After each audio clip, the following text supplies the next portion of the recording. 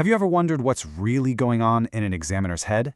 Well, in this explainer, we're going to pull back the curtain on a real AQA GCSE Chemistry exam question. We'll break it down, piece by piece, using the official mark scheme to show you exactly how to lock in every single mark.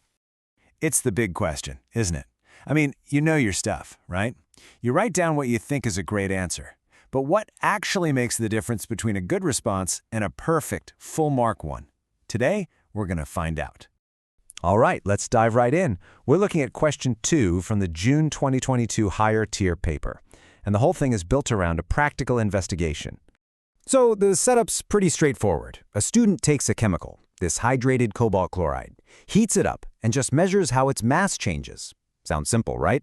But trust me, understanding this context is the absolute key to unlocking all the marks that are about to come. So what's actually happening on a chemical level? Well, when you heat the hydrated cobalt chloride, it drives off the water, and you're left with this anhydrous cobalt chloride. And hey, pay close attention to that double arrow in the middle. That's a huge clue that this reaction is reversible. Okay, so here's exactly what the student did, step by step. They add a specific amount of the chemical, they heat it, let it cool down, weigh it, and then they just repeat. They keep doing that over and over. Getting your head around this process is going to be super important for the questions. And here are the results they got. Now have a look at this. The mass drops, and then it just stops. It hits 25.6 grams and stays there. You want to hang on to that detail, because this table is all we've got to work with for the first few questions.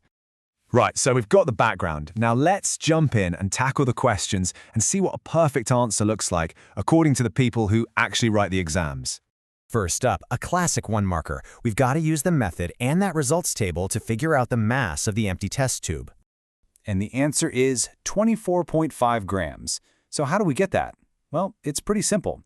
The table says the starting mass was 26.5 grams, and the method told us the student added exactly 2.0 grams of the chemical. So you just subtract one from the other. 26.5 minus 2.0 gives you 24.5. That's a nice, easy mark to get us started.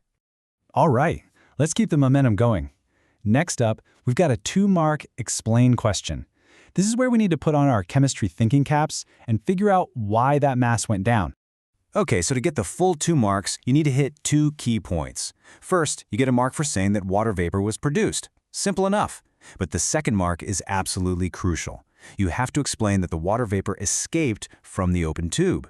It seems obvious, right? But if it didn't escape, the mass wouldn't have changed at all. And you know what? This is a fantastic example of how mark schemes actually work. They're not always looking for one magic word.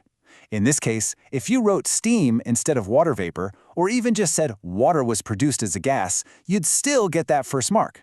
There's a bit of flexibility. Right, this next question is all about the why of the experiment.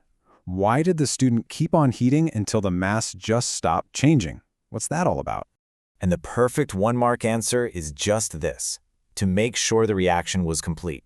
That constant mass, that plateau we saw in the results, that's the signal that all the water has finally been driven off and the reaction is totally finished. And yep, you guessed it, there's another way to say this that'll still get you the mark. If you explained it by talking about the products, that works too. If you wrote that they heated it until no more water was produced, you'd also get that mark. The main idea is exactly the same.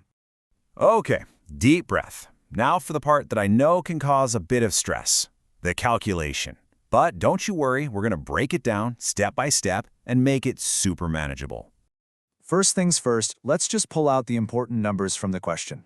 It gives us an energy value for a big chunk of this stuff, 238 grams. But remember, our student only used 2.00 grams. So really, this is just a scaling calculation. We just need to work out the energy for the smaller amount we actually used. So here's how you want to set it up. And listen, just writing this down gets you your first mark. First, you find the fraction of the substance we have. That's our 2.00 grams divided by the 238 grams they gave us. Then you just multiply that little fraction by the total energy, which was 88.1 kilojoules. Okay, so you punch that into your calculator, and it's going to spit out this massive long number. But wait, stop right there. Look at the question again. It specifically asks for the answer to 3 significant figures. It's so easy to forget this last step and lose that final easy mark. And there it is, the final answer, correctly rounded, 0.740 kilojoules. And that 0 on the end is super important. That is your third significant figure. Nailing that detail is how you make sure you get all 3 marks. All right, we are on the home stretch now, the final part of the question. This is just a 1-mark recall question about different types of reactions. And the last question is a pretty straightforward recall question.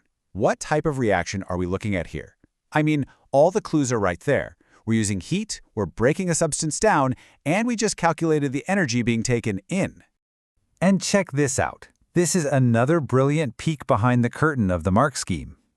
There isn't just one right answer here, there are 3. You could call it endothermic because it's taking in heat. You could call it reversible because of those arrows we saw in the equation.